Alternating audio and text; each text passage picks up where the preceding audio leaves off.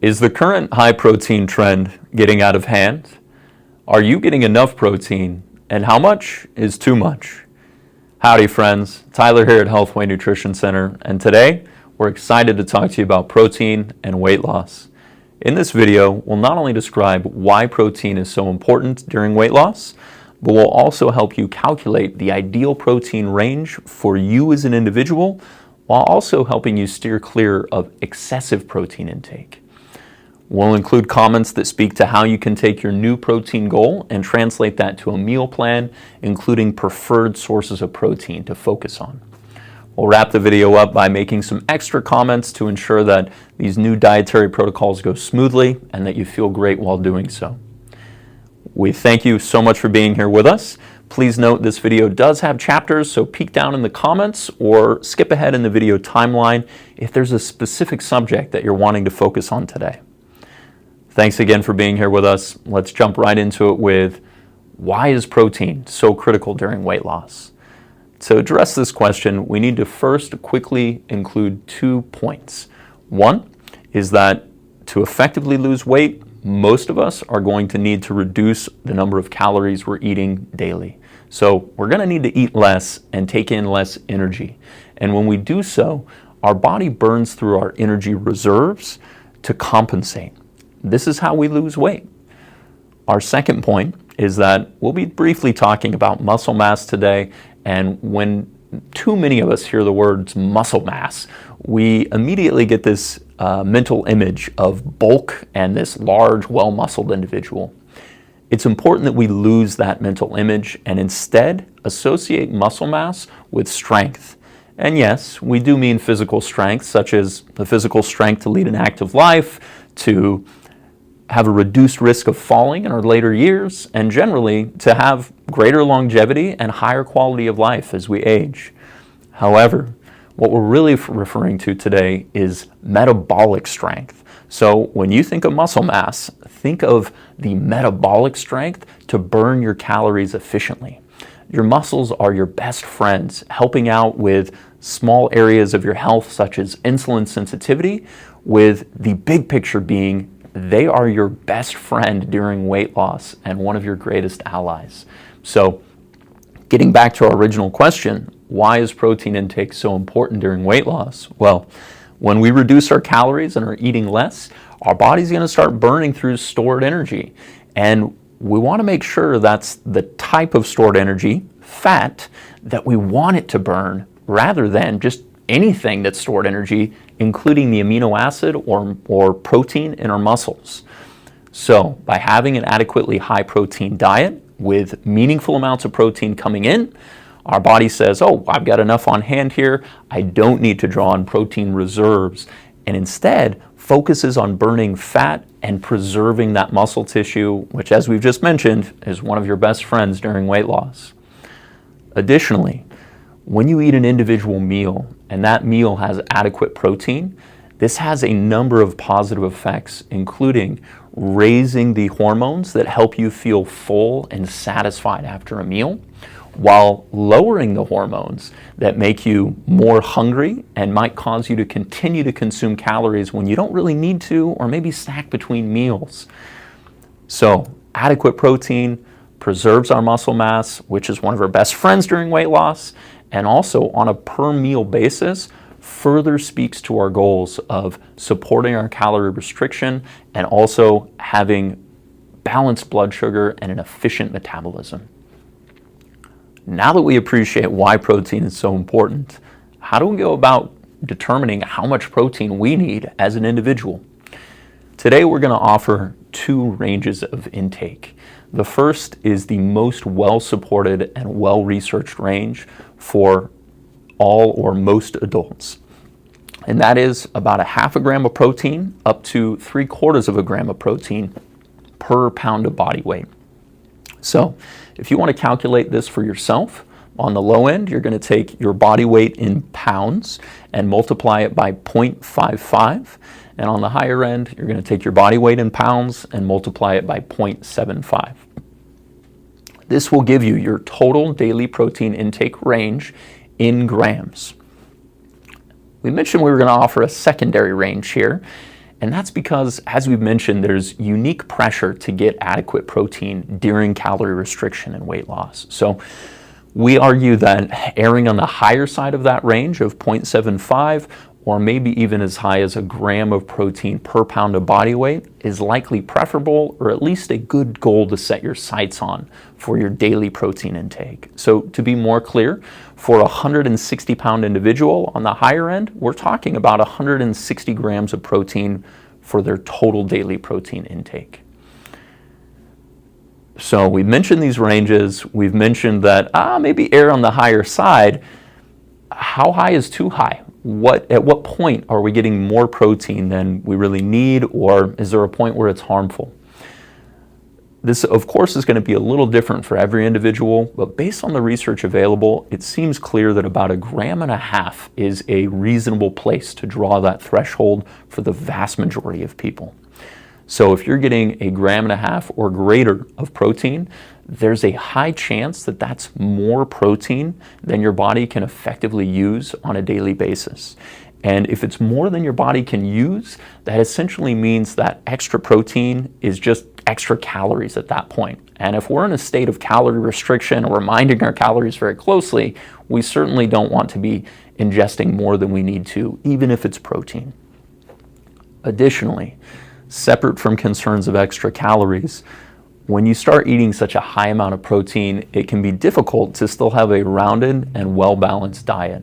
So another good number here is if your protein intake represents more than 40% of your calories, if those high protein foods are more than 40% of your calories, that might be a good place to revisit your total diet and make sure that you're covering not only your macros, getting adequate complex carbohydrates and healthy fats, but that you're getting fiber, phytonutrients, including antioxidants, that you have a good balance of your essential vitamins and minerals, just to say the least. So make sure that you're not throwing your diet out of whack and putting your optimal health and your body's total needs at the expense of getting high levels of protein. If optimal health and your total health are at the expense of something minor like adequate protein, you're putting your focus in the wrong place. So a good time to revisit, and please note that there may be individuals, or there are individuals, who benefit from that level of protein or greater. They're just far and few between, and mostly are going to represent uniquely active individuals, elite athletes, or maybe somebody recovering from illness. So now that we've got this protein range and we've settled on a rough goal that we want to aim for, how can we turn this into a meal plan? How can we move forward and integrate this into our life? First, let's start by identifying preferred sources of protein to help us meet our weight loss goal. When we look for a preferred source of protein, there's basically 3 criteria that we're aiming for. 1, it's preferable to get complete sources of protein, meaning that they supply all of the essential amino acids that our body must have and cannot get elsewhere. We want to be very clear here that we're saying this is preferable but not necessary, because you can get a partially complete protein in the morning and a complementary partially complete protein in the evening, and your body can work with that. However, this adds a layer of complexity to it, and it still runs the risk of maybe not getting all the amino acids we need. So we do think that complete proteins are a good place to focus for most of your protein intake, but we're not blind to the fact that your body can work with some variations here. Our second criteria is that these foods should be reasonably dense in protein. So we want a high protein density so that we're not having to eat a large volume of food and thus calories to get just a little bit of protein. And then last but not least, we want to make sure that that source of protein is reasonably easy to digest.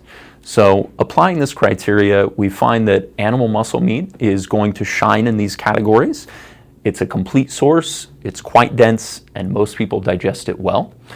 We'll extend that to include dairy products such as cottage cheese and Greek yogurt, which are uniquely high in protein. Watch the sugar intake on some of those yogurts, but otherwise, these are all nice, complete sources of protein that fit well with our criteria.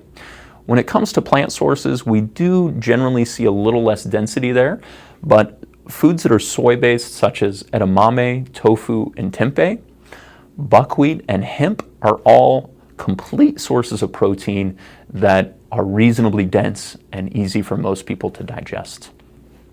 These should be, or at least are, some of your mainstays to meet that high protein goal while keeping your calories as low as possible. We also want to add that a lot of people hear this and think, okay, I'm going to use a steak for a given meal, and I need to make sure that I get all of my protein from that steak. This can be another mistake, if you will, in the sense that you don't have to get all your protein from these primary protein sources we're mentioning. For example, you could have some peas and some quinoa on that same plate, and those are high sources of protein as well. This can be really helpful to not only take pressure off hitting a target of protein with one individual food, but also when it comes to eating a well-balanced and rounded diet, having that diversity can help you achieve that fiber, vitamins and minerals, maybe reducing saturated fat from some of those animal sources of protein, at least for the omnivores out there, and in general, have a more balanced diet.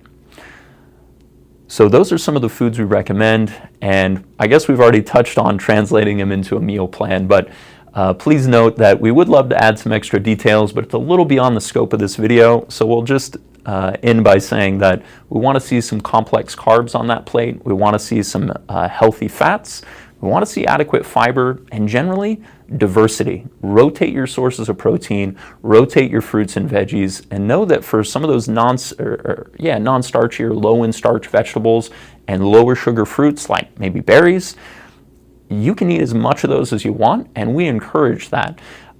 This isn't about eating extremely small portions or feeling like you're starving. It's about high protein and good quality nutrition that is shaped in a way that is likely to help you with your weight loss goals, but is enjoyable and sustainable. This is what you're going to be doing for the long term. You need to enjoy it if you're going to be successful. Lastly, we want to offer a few tips for making the most of a high protein diet and making sure things go smoothly. Adequate hydration, including electrolytes, so both water and electrolytes is what we're talking about when we say hydration.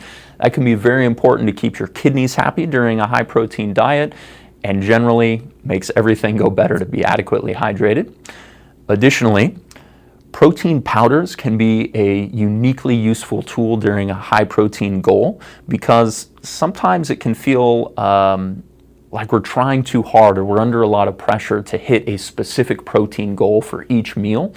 And having a high protein drink that you can have between meals not only takes pressure off those meals, but it gives you a really helpful tool to dial in how much protein you need for that day. So maybe your breakfast that morning wasn't as high as in protein.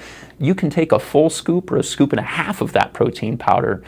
Whereas maybe you had a fairly high protein breakfast or other meals that day, you can have a between meal protein shake that's maybe just half a scoop of protein. So very useful for both taking pressure off and generally supporting your overall protein goals. Lastly, we wanted to mention digestive support.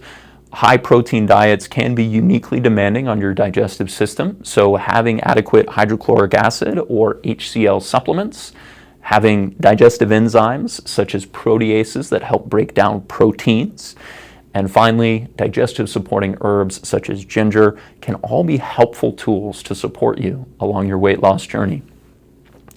We invite you to check out healthwaynutritioncenter.com to find a wonderful selection of all of these supplements. We focus on quality, we focus on authenticity, and we make sure that we get that package out the door quickly to support your health. Thank you so much for joining us. From all of us here at Healthway, we look forward to seeing you on the next video. Until then, stay healthy.